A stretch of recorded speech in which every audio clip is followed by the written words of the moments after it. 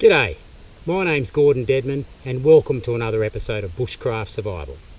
Today we're going to be having a look at 10 of the most important items that you need to have as part of your kit when you next venture into the bush or any remote area. The 10 items you see in front of you are 10 of the most important items that you need to have as part of your kit or any survival kit. I learned about these 10 items through my studies with Dave Canterbury at the Pathfinder School in the USA. Every one of these items is multiple use, and for any item you select to have as part of your survival kit, it needs to have 3 uses for each one. Those items from left to right are a cutting tool or a knife, some form of combustion device, a covering or shelter, a metal container, cordage, a compass, cotton cloth,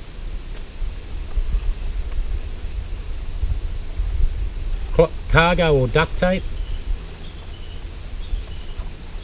a candling device or torch, and a cloth sail needle.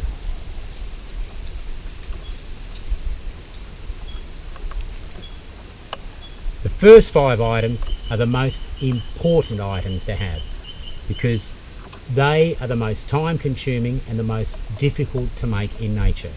So out of these items, if I can only take 5 items, it's going to be those 5 first.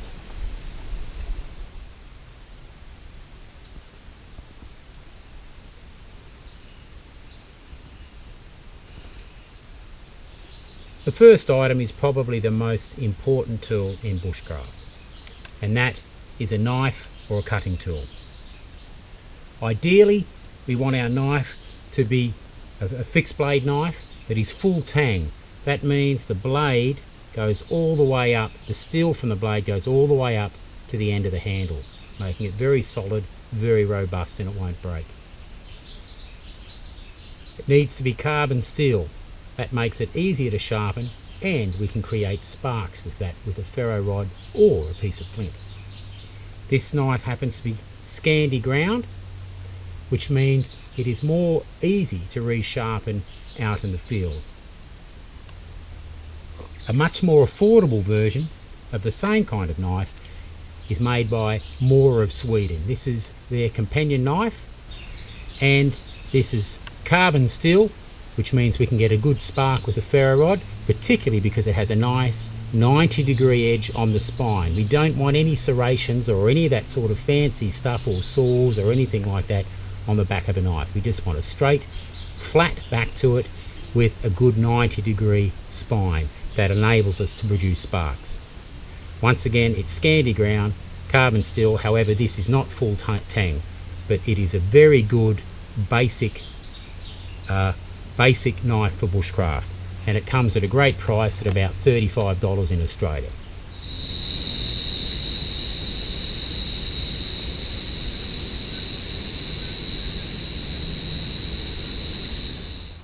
Other forms of cutting tools are the Swiss Army knives made by Victorinox.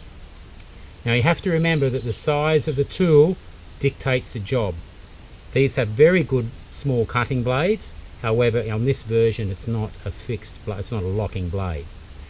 It is made of stainless steel, which means we can't really use it for firelighting and producing sparks, but they nevertheless are a very good small cutting tool. The other great parts of the Victorinox blades are the saw that they have, because they're very good saws that actually cut, particularly good for notching. The other great part of these tools are the awl with an eye in it. There are not many tools out there that have an awl with an eye, and this is great for drilling and sewing and a multitude of things. But they are really good quality blades. There is a lot of imitation of the Swiss Army knives out there, so you need to be careful of those as well. And the other kind of common cutting tool are, of course, our multi-tools. This is a Leatherman. Now, the meat and potatoes of any multi-tool are the pliers that give us so many uses, but the Leathermans have a great fixed blade, or locking blade I should say, which can be pressed to a multiple number of tasks. Once again, you need to, the size dictates the tasks that you can perform with it, but they are a very good cutting tool. They also have good saws that actually cut, as well as the Leatherman core has a awl as well with an eye in it. So there are a few versions of modern cutting tools. So what happens if you don't have a cutting tool? You need to find some way of manufacturing a cutting tool in nature, and that involves a topic called flint knapping, which is a whole skill set in itself, and that requires a knowledge of pressure flaking and percussion flaking. It's very time consuming and it takes a long time to learn. In fact, it was what we used for 80% of man's existence, was using flint technology.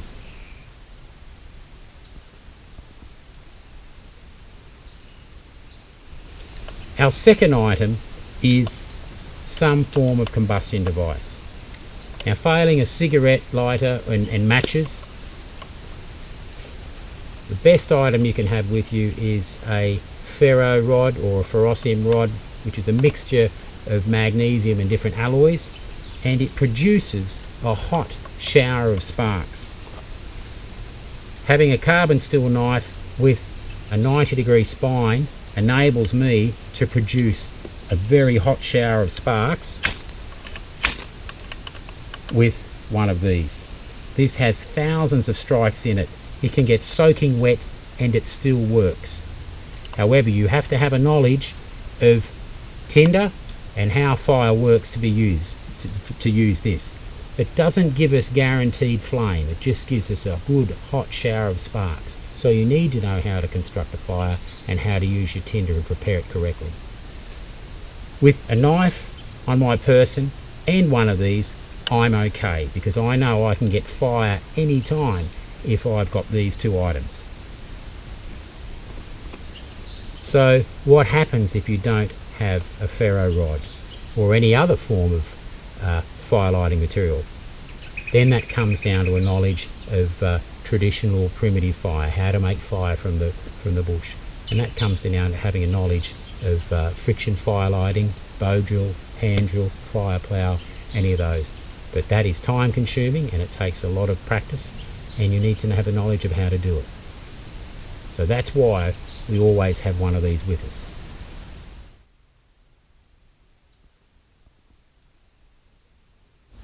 Our third item is some type of covering. Now, I've got a couple of different ones here, which you're probably all familiar with. The space blanket, which was developed by NASA, which is aluminized mylar and reflects up to 70 or 80% of your body heat back to you. Great to be used as an emergency blanket. Really, really good. However, they're one-use item, and anyone that's actually tried to refold them up and use them again will know why. But they are a really good portable item which pack up very, very small, but quite flimsy in that texture. A much more robust version of the same thing is what we call a reusable space blanket. Once again, it's aluminized mylar on the inside, reflects up to 80% of your body heat back to you. It can be used as a blanket. This one has grommets in the corners, so we can use it as a shelter. We can use it as a ground sheet when we open it up. We can open this right up and we've got a ground sheet we can use out of it. A moisture barrier to the ground, it could be a tablecloth. And the shiny side can, when we erect it into a lean-to configuration, can reflect the heat away from us. So in a hot environment, we can reflect that heat away, keeping us cool. That aluminized mylar is also radar reflective. So it is a great piece of kit to have. They also come in orange and red, so you can use it as a signaling device as well. They really are a great item, and they're about $15, made by Grabber Outdoors, but they really are a great piece of kit, a great thing to have in your car as well. Multiple use item are these reusable space blankets.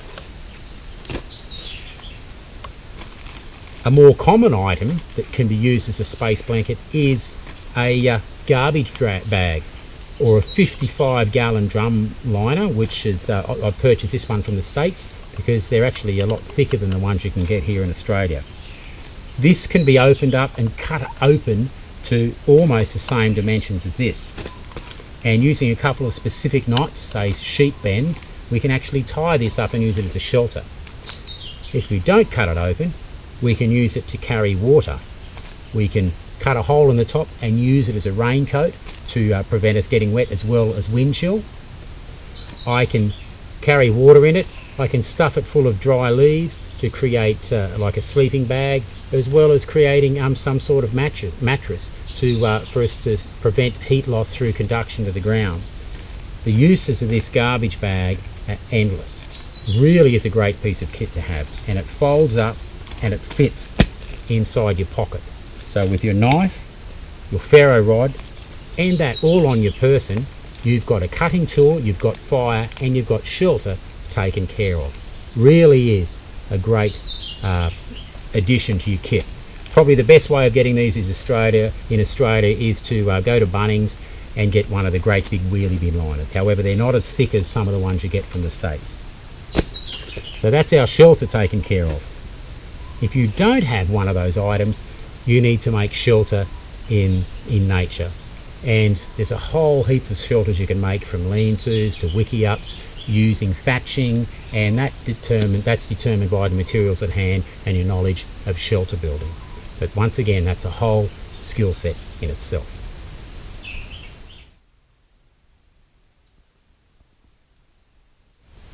Our fourth item is a metal container and nesting cup. We need some way of carrying water as well as boiling and cooking water. Boiling is the best method of making water safe to drink. This is made by Clean Canteen, stainless steel, holds over 1 litre of water. If you don't have a stainless steel bottle, you should at least have a nesting cup which fits on the bottom of a plastic bottle, which gives you the ability to boil water. A great substitute, that, or other examples of this, are the Army kidney-shaped water bottles and cups canteens. They are great. We use them in the Army all the time. Great because we can then boil water with it. So very inexpensive, but once again, it gives us so many uses. If you don't have a metal cooking pot or bottle, you have to find some way of manufacturing one in nature, and that requires the ability of making coal burn bowls and things like that. Another great way we can do that is using our garbage bag. We can dig a hole in the ground, stick that garbage bag inside that hole, and then we can use a process known as hot rock boiling to bring water to the boil. Failing that, in nature you need to make some form of cooking vessel, be it out of wood or some other substance, and then you need to learn how to hot rock boil in order to boil that liquid. So once again, that's very, very time consuming. Better to have with you a metal cooking pot so you can do it right away.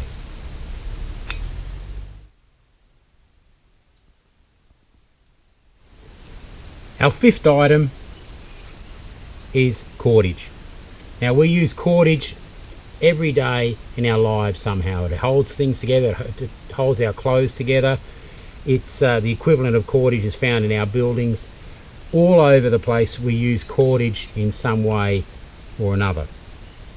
The cordage I like to take with me is parachute cord. This is 550 parachute cord, and that's used to hold the suspension lines on parachutes in the military. Parachute cord has 7 inner strands, and good parachute cord should have that, and each one of those 7 inner strands can then be broken down into 2 smaller fibres. Now when we break that down into smaller fibres, we can then use that to things like fishing line, trap making material, and even if you're pressed to, suturing cord. So whatever length of cordage we have, we can multiply it by 7 once we break it down.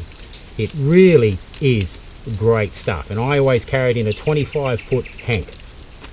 Other forms of modern cordage are Mariner's bank line, which once again it's a 3-ply cordage, so it can be broken down into finer fibres, which is what we want. And this is a tarred Mariner's bank line, and this is also great stuff. Now, if you don't have cordage, you have to find some way of manufacturing that in nature.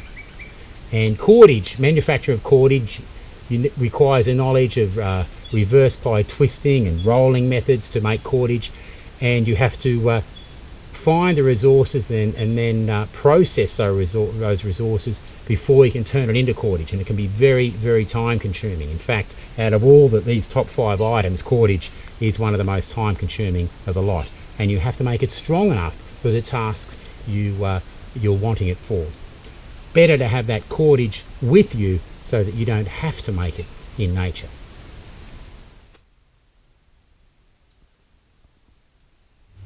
After our top 5 items, the next item is a compass.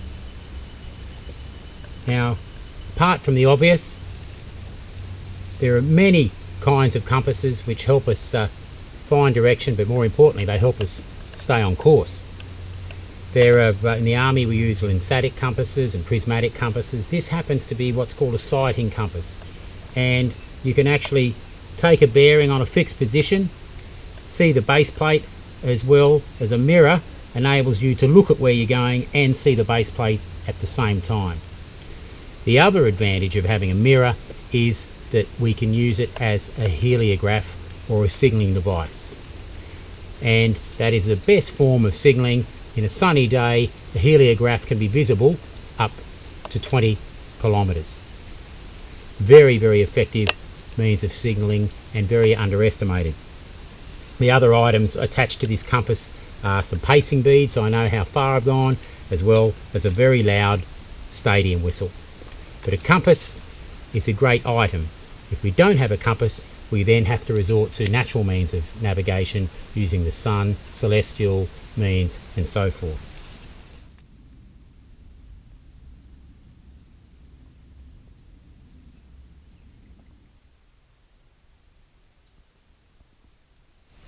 Number 7 is a piece of cotton cloth, and these are bandanas.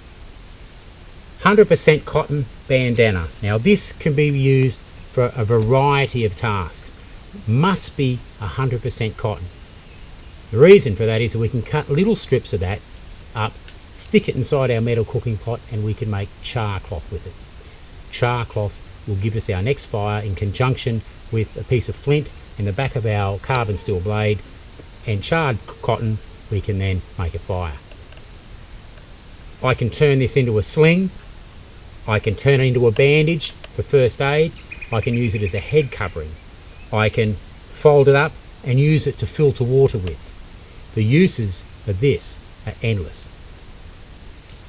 I also have an orange one which I can use for signalling as well, once again made of 100% cotton. In fact, this is a bandana from the Pathfinder School, and you can actually see some of the uses that you can use a bandana for on there. They really are a great piece of kit, and I often have bright orange things in my kit which can be used for signalling, because then we have contrast and movement, something that contrasts from the environment, which is going to enable us to be seen.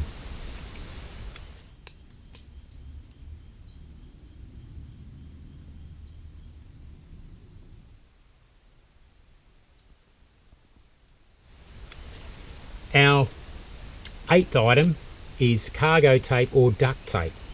Once again, this has multiple uses. We can use it for waterproofing, for fixing things. I can make cordage out of it. I can use it, I can even make a water bottle that will hold water out of duct tape. The uses of this are endless. Combined with our bandana as a bandage, here's my sticky plast. I've got a lot of first aid issues sorted out just with these 2 items.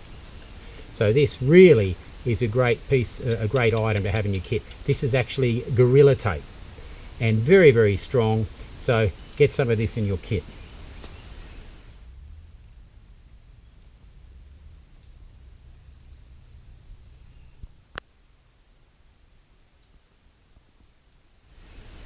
The ninth item is a candling device or head torch.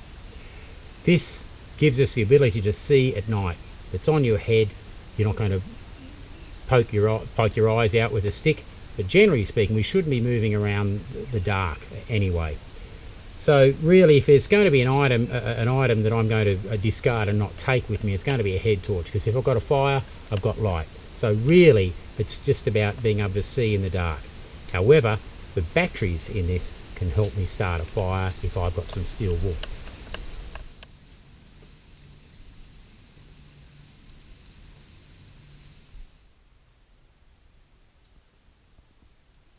The last kit item in our 10-piece kit is a cloth sail needle. Now, a cloth sail needle, it's almost like a trident. If you have a good look at that, very robust needle, and this is used for fixing sails on yachts. But if I fashion a little handle for this, I can use this for all sorts of repairs. In conjunction with the inner strands of my parachute cord, I've got a great means of mending packs and fixing all kinds of things. So that's what this is in the kit for. So it's great for running repairs.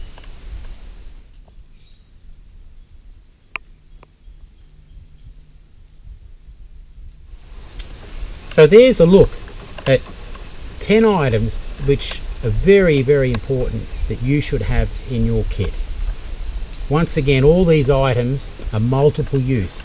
They can all each be used for many purposes, and that's what you want with any item you're going to as part of your kit.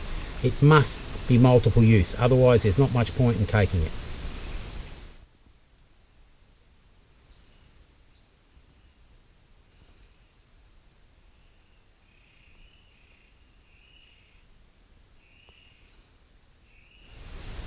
Well, I hope you've enjoyed this episode on the 10-piece kit. My name's Dedman, and I look forward to seeing you again on another episode of Bushcraft Survival.